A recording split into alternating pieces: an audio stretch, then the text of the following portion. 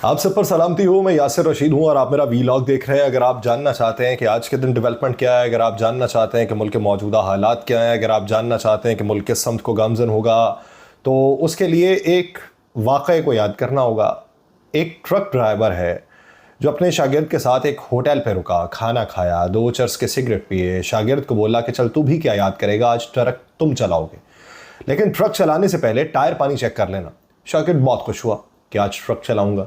उसने जल्दी से रेडिएटर का पानी चेक किया, टायर की तरफ आया तो देखा टायर पंक्चर था। उसने उस्ताद को टायर के बारे में बताया। उस्ताद ने कहा कि जल्दी से बड़ा जैक लगाओ और टायर तब्दील कर लो। इतनी देर में उस्ताद ने 2 और सिगरेट बनाए और वो भी पी लिए। जब टायर बदल दिए तो उस्ताद ने शागिर्द को कहा कि मैं अब थोड़ी देर सोने लगा हूं, तुम ट्रक चलाना शुरू कर दो। कंडक्टर कुछ जोश में था, कुछ बेहोशी में था। उसने नशे के अंदर स्पीड बढ़ा दी। काफ़ी देर के बाद जब उस्ताद की आंख खुली तो उसने कंडक्टर से पूछा, हाँ भाई कंडक्टर, कहाँ पहुँचे हम? तो कंडक्टर ने जवाबन कहा कि उस्ताद जी जगह का तो पता नहीं है, लेकिन मैं काफ़ी स्पीड जा रहा हूँ। तो उस्ताद बोला, अच्छा तुम गाड़ी साइड पे रोको, मैं खुद चलाता हूँ और देखता हूँ कि हम कहाँ पे पहुँचे हैं। उस्ताद ट्रक से नीचे उतरता है। शागिर्द ने एक्सीलेटर से जब पाँव हटाया था तो उसको उस वक्त थोड़ा सा खनका कि हम हैं कहाँ पे, गाड़ी तो रुक गई है, पहिए के चलने की आवाज़ भी बंद हो चुकी है। उस्ताद नीचे उतरा तो देखा कि सामने एक होटल है।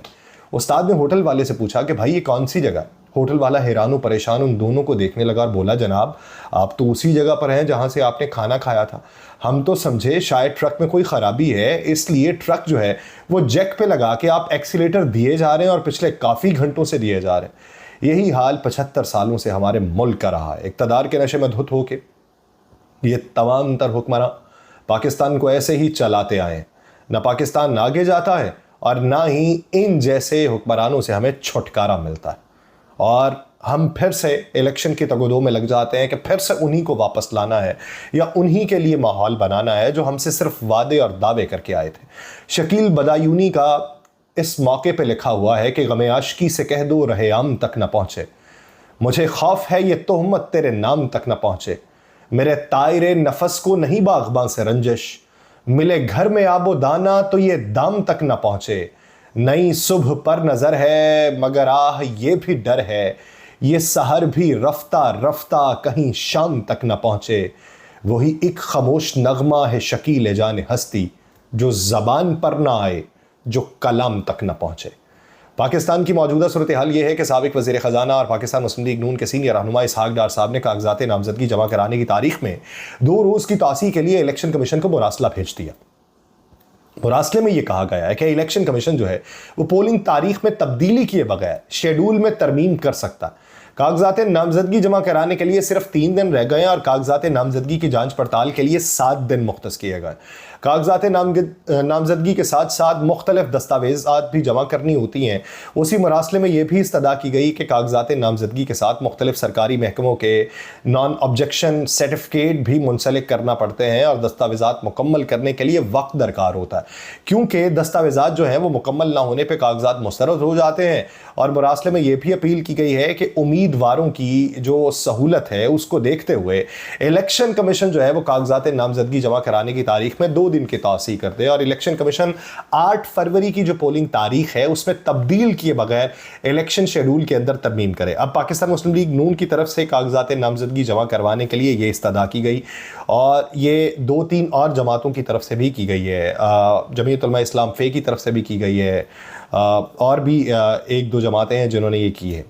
लेकिन इसके मद्दे मुकाबिल जो कागजात नामजदगी जमा करवाने जा रहे हैं या जो तारीख में ज़्यादा वक्त नहीं मांग रहे, उनके लिए मंजरनामा क्या है वो सभी को मालूम है। अवामी मुस्लिम लीग के सरबराह शेख रशीद ने कौमी असम्बली के 2 हलकों से इलेक्शन लड़ने का ऐलान किया है। शेख रशीद साहब कहते हैं कि 3 हलकों से इलेक्शन लड़ने की खबर मेरी बेबुनियाद है। कलम दवात के निशान पे NH56 और NH57 से मैं इलेक्शन लड़ रहा हूँ। शेख रशीद साहब ने कहा कि इलेक्शन में भारी अक्सरियत से मैं जीत का दावा भी करता हूँ।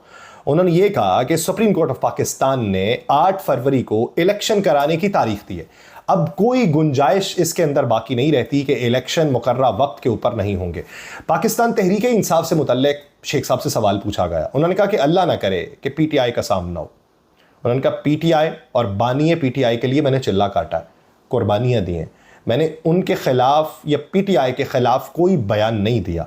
तो अवामी मुस्लिम लीग के सरबराह ने यह भी कहा कि मैं जो है वो असली और नस्ली हूँ, पाकिस्तान तहरीक इंसाफ के साथ डटा हुआ हूँ, पाकिस्तान तहरीक इंसाफ और अवामी मुस्लिम लीग शुरू से इकट्ठे हैं, तो कहते हैं कि हमने क्या सीट एडजस्टमेंट करनी है। तो वो उन्होंने ये माना है कि पाकिस्तान तहरीक इंसाफ उनके मुकाबले में कोई उम्मीदवार मैदान में नहीं उतारेगी। अब 8 फरवरी के इलेक्शन को लेकर army chief general Asim Munir साहब ने ओवरसीज़ पाकिस्तानी ताजरों को ये यकीन दहानी करवाई है कि मुल्क में आम इंतखाबात जो हैं वो 8 फरवरी 2024 को होंगे। अमरीका में पाकिस्तानी ताजरों के साथ उनकी मुलाकात हुई। आर्मी चीफ ने जहाँ बैरून मुल्क पाकिस्तानियों को पाकिस्तान में सरमायाकारी करने की तरगीब दी, वहीं ये भी यकीन दहानी करवाई कि मुल्क में जो आम इंतखाबात है वो 8 फरवरी 2024 को हो जाएंगे। अब उनसे मुख्तलिफ सवाल किए गए। आर्मी चीफ का 8 फरवरी को मुल्क में इलेक्शन से मुतल्लिक ये जो बयान है, ये सुप्रीम कोर्ट के फैसले से चंद घंटे पहले सामने आया था। अदालत उज़्मा ने अपने इस फैसले के अंदर लाहौर हाई कोर्ट का वो फैसला कलअदम करार दिया था जिसके बायस मुल्क में इलेक्शन का अमल मुख्तसर वक्त के लिए मुतासिर हुआ।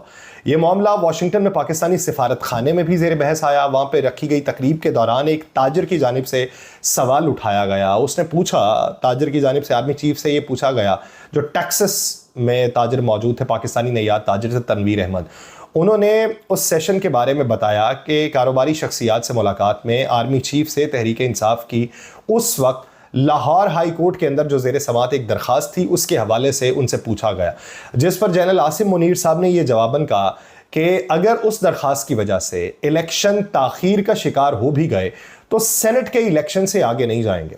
सेनेट का इलेक्शन मार्च के अंदर है, तो वो कहते हैं कि मार्च से आगे नहीं जाएंगे। उस वक्त की बात है जब सुप्रीम कोर्ट ने इसके ऊपर अभी नजरसानी नहीं की थी और उन्होंने कहा कि पाकिस्तान में सेनेट के इंतखाबात मार्च 2024 में होने।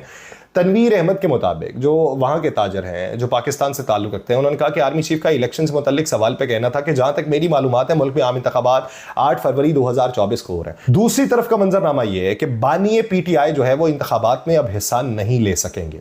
इस्लामाबाद हाई कोर्ट ने तोशा खाना केस के अंदर सज़ा का फैसला मुअत्तल करने की जो दरख्वास्त थी उसे मुस्तरद कर दिया है और पाकिस्तान तहरीक इंसाफ के बानी के पास, इमरान खान साहब के पास, सज़ा ख़त्म कराने का ऑप्शन भी जो है वो ख़त्म हो चुका है। सेशन कोर्ट ने इमरान खान साहब को तोशा खाना केस में सज़ा सुनाई थी और 5 साल के लिए नाअहली का इलेक्शन कमीशन का नोटिफिकेशन बरकरार है।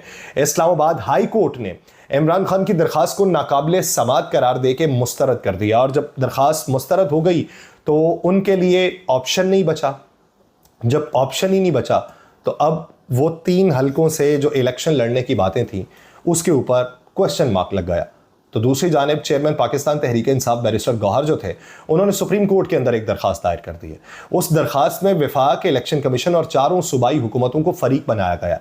दरखास्त जो है वो आइन के आर्टिकल 184(3) के तहत दायर की गई है। उसी दरखास्त के अंदर chairman PTI barrister Gohar Khan की तरफ से ये मौक़िफ़ अपनाया गया है कि तहरीक इंसाफ के उम्मीदवारों से कागजात नामजदगी छीने जा रहे हैं, पाकिस्तान तहरीक इंसाफ के उम्मीदवारों को हिरासा किया जा रहा है, तहरीक इंसाफ को इंतखाबात में हिस्सा लेने का मसावी हक दिया जाए। उसी दरखास्त के अंदर ये इस्तदा भी की गई कि सुप्रीम कोर्ट जो है वो पाकिस्तान तहरीक इंसाफ को लेवल प्लेइंग फील्ड और शफाफ इंतखाबात के लिए फरीकैन को हिदायत जारी करें और फरीकैन को तहरीक इंसाफ के कारकुनों और रहनुमाओं को हिरासा करने से भी रोका जाए। आपको याद होगा मुख्तलिफ बार्स की तरफ से चीफ इलेक्शन कमिश्नर के मुस्ताफी होने के हवाले से मुतालिबा किया गया था, लेकिन PTI ने ये जो दरखास्त लिखी है सुप्रीम कोर्ट को, अब उसमें वो हिरासा करने की बात कर रहे हैं कि हिरासा किया जा रहा है, लेकिन इस सब के बावजूद बैरिस्टर गौहर जो है वो चीफ इलेक्शन कमिश्नर के मुस्ताफी होने का मुतालिबा नहीं कर रहे। वो कहते हैं कि हम इसके हक में नहीं है, लेकिन हमें लेवल प्लेइंग फील्ड दी जाए। अब आने वाले दिनों के अंदर जो बड़े बड़े नाम पाकिस्तान तहरीक इंसाफ से थे, क्या अब वो इलेक्शन के मैदान में उतर पाएंगे? और जो मंजर आम पे आ रहे हैं कागजात जमा करवाने के लिए, उनके ऊपर जो मुश्किलात हैं, और फिर कल के दिन के लिए एक बड़ी डेवलपमेंट जो होना है, बल्ले का निशान रहेगा या नहीं रहेगा, जिसपे पेशावर हाई कोर्ट ने इलेक्शन कमीशन ऑफ पाकिस्तान को डायरेक्शन जारी की है कि 22 तारीख से पहले फैसला कर दे। बसूरत दीगर पेशावर हाई कोर्ट फैसला करेगी। अब अगर रात 12 बजे से पहले फैसला सामने आ जाता है तो ठीक है, वरना सुबह को फैसला पेशावर हाई कोर्ट करेगी, क्योंकि कल ही का दिन है। और अगर बल्ले का निशान पाकिस्तान तहरीक इंसाफ को नहीं मिलता तो आज़ादाना तौर पे मैदान में उतरना पड़ेगा। आज़ाद तौर पे मैदान में उतरे तो हर हल्के में मुख्तलिफ निशानात होंगे, वहाँ पे इबहाम के शिकार कारकुन हो जाएगा कि पार्टी ने किसको नामजद किया है या पार्टी की तरफ से कौन मैदान में उतरा है या किसके साथ हिमायत का ऐलान किया गया है, तो उससे फिर टर्न आउट कम होने के भी इम्कान है। अब देखिए कि कल के दिन ये ऊँट किस करवट बैठता है। मुझे दीजिए इजाज़त, अल्लाह ने के बाद।